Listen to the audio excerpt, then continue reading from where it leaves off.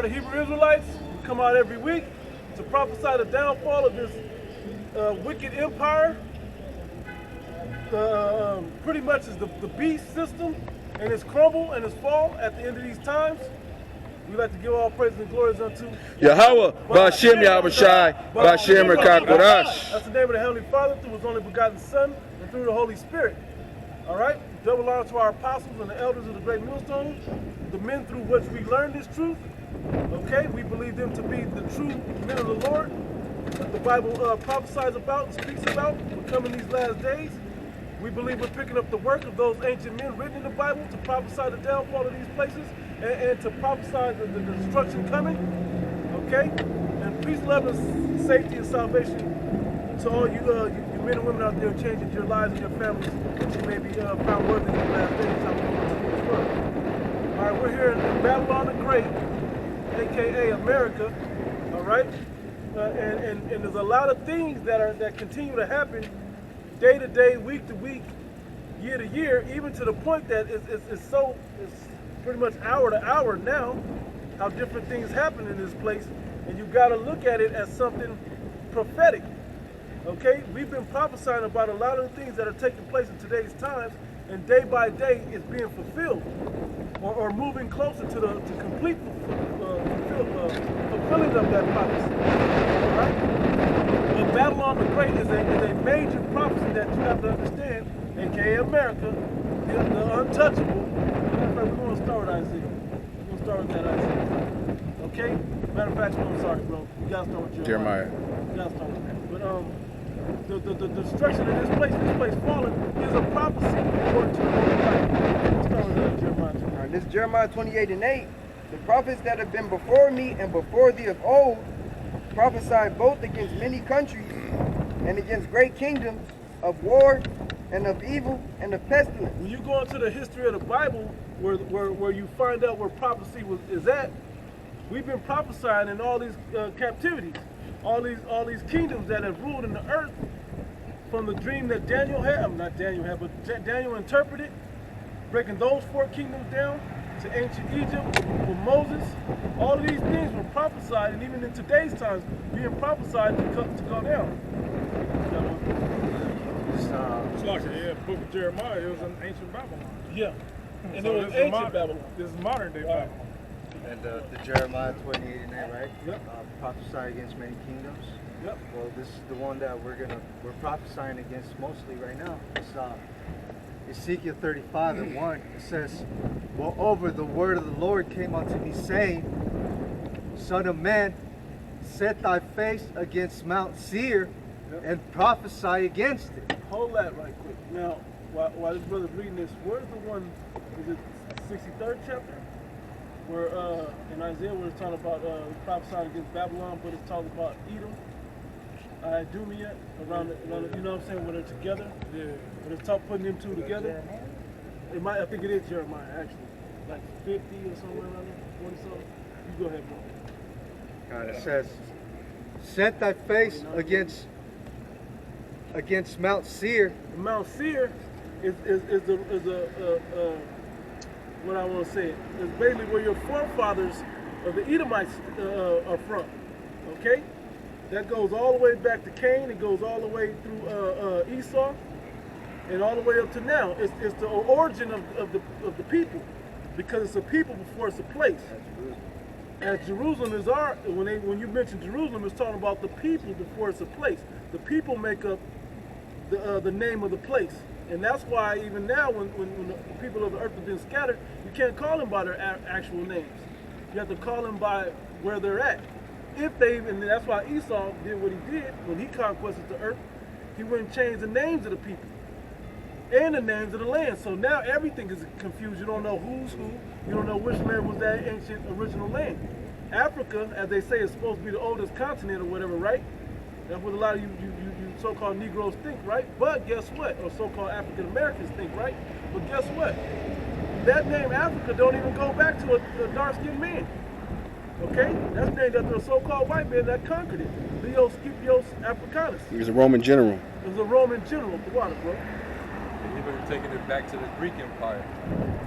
Like when Alexander the Great, you know, when he emerged into power, you know, he had a powerful army, and you know, because it was prophesied that, you know, the Greeks would arise. It talks about that he-goat in the book of Daniel. So the Lord was with him in war, and he was going around and he was conquering, you know, all the different provinces and countries. And as he was doing so, he was also renaming those countries to Greek names. Someone get Psalms 48, 49. That's why, you know, like when they Hellenized the known world back then, a lot of the ancient names were removed and replaced with Greek names. That's why you got Alexandria, Egypt. We know that landmass wasn't called Egypt at first. That was the land of Artaxerxes, which was given to the son of Ham. All right. So, anytime you read Egypt, which is a Greek term, but it really is an anachronism. And if anybody, somebody look up the word anachronism real quick, and I'm gonna hand it back to you. No, you good. You got it. Just a little, you know, history. No, get it. No, it's important. It's important that we have it. Anachronism. I got the one that's on. This is it says a thing belonging or appropriate to a period other than that in which it exists, especially a thing that is conspicuously old-fashioned. Read the next one too. Everything was as it would have appeared in centuries past, apart from one anachronism, a bright yellow construction crane. Read the next definition. It says an act of attributing a custom, event, or object to a period to which it does not belong. Like, for example, when we read in Isaiah the 60, Isaiah the 34th chapter, right? Yeah. It talks about the sword shall be bathed and come down upon Idumea. Idumea is also a Greek term. Yeah. But do you think that term Idumea was used during the time of Prophet Isaiah? No. That Go whole, back to the Hebrew. Yeah. It would be Adawam, Edom. So the word Idumea in that context is really an anachronism because it doesn't belong in that time period of Isaiah. Right. It prophesied of the Lord judging the Edomites. You see? Yeah. So just to give an example, the same thing with Babylon, right? We're in a modern Babylon, but we know that you had a Neo-Babylonian Empire. Right. Okay? And the original term was what? Babel, which is over there in Iraq.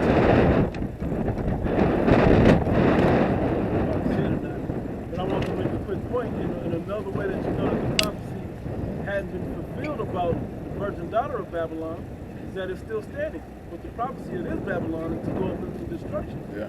According to the book of Revelation. I was piecing it together, but brothers, yeah, go ahead and read. Yeah, there also is a Babylon, the first Babylon in Genesis, the 11th chapter. Yep. Yeah. With Nimrod. Yep. Plus, if you read the judgment of Babylon the Great and the judgment of Edom, you know, Idumea, it's very similar. It's the same synonymous. judgment. It's the same event when you really start putting it together. Really talking about the same event. Because that's what Esau doing. He's trying to set up a new world order. And that's what they did in Genesis 11 chapter. That's what Antiochus Epiphanes did in the book of Maccabees. You know, trying to, new world order of wickedness. That's what the Romans tried to do. Go even a little deeper. What did we say? The Tower of Babel, right? So who was at the forefront of pushing that? The Babylonians. All right? Cush. So Cushites. Nimrod. So they were putting all of that together.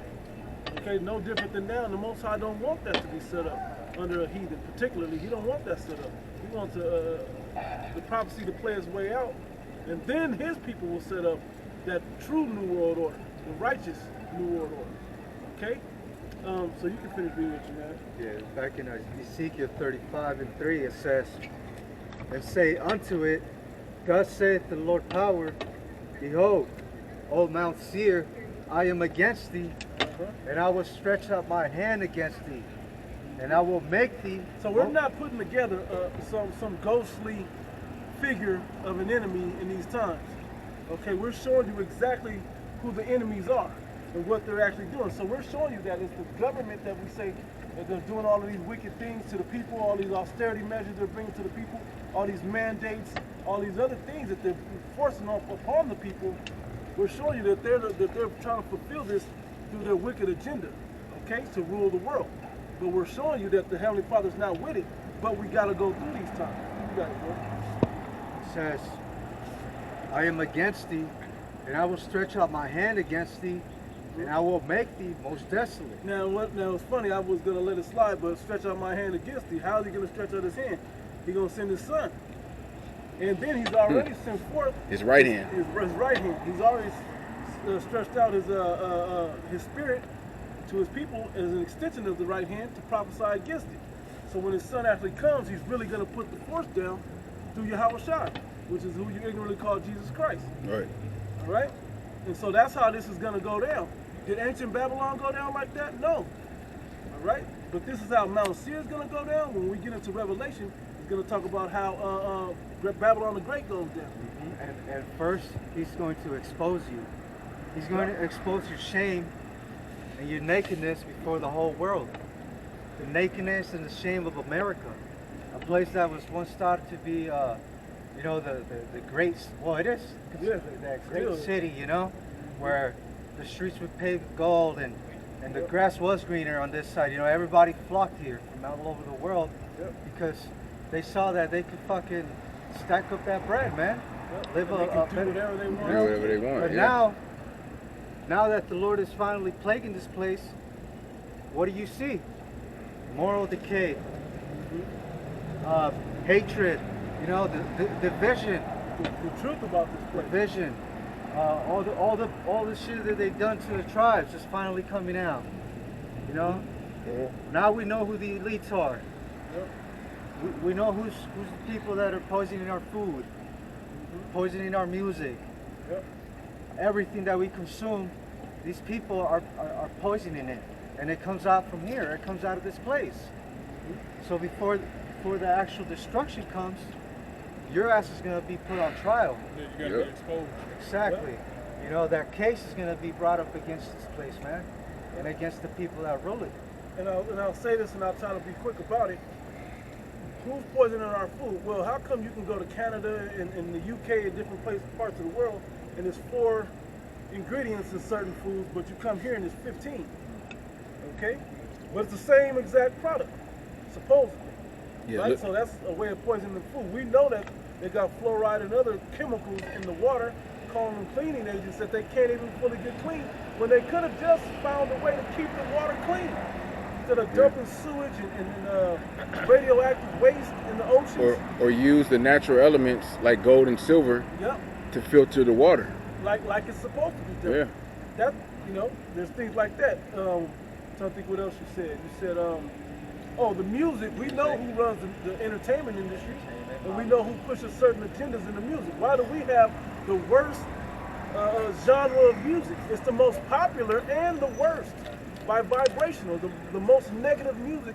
Why is it our people? And you can't just say it's the Negroes, because the Hispanics, you listen to that, it's the same thing. Hey, y'all brothers watch They Clone Tyrone? I haven't seen it yet. You gotta watch Yeah. this. Hey, it exposed what Esau does with you Jakes in the hood. Yep. You know, it's totally true. It's on There ain't no Netflix. fucking satire. That shit's true, man. Yep. All right? It's on Netflix. Yep. Yeah, the tribes were basically just the fucking experiments of this devil, you know? He experiments with our people. He's been doing it. He did that with the so-called black woman back in slavery. With I don't know. I think you brought it out before how they did all kind of experiments on the nigga woman, man. Yeah. With the abortions, with everything. Yeah. Because they knew that was how you cut off a nation through if the woman couldn't have children. That's the natural way. Now they're realizing if man can't push seed out, it's probably the way to stop it, you know, to really stop it. But if a man can't push the seed out, which we know the men carry I hate to say it this way, the DNA or the spirit of the forefathers through us, okay? Right. It's the forefather that carries the seed, right? So the music and the entertainment's all messed up. the food is messed up. We know the air is messed up. And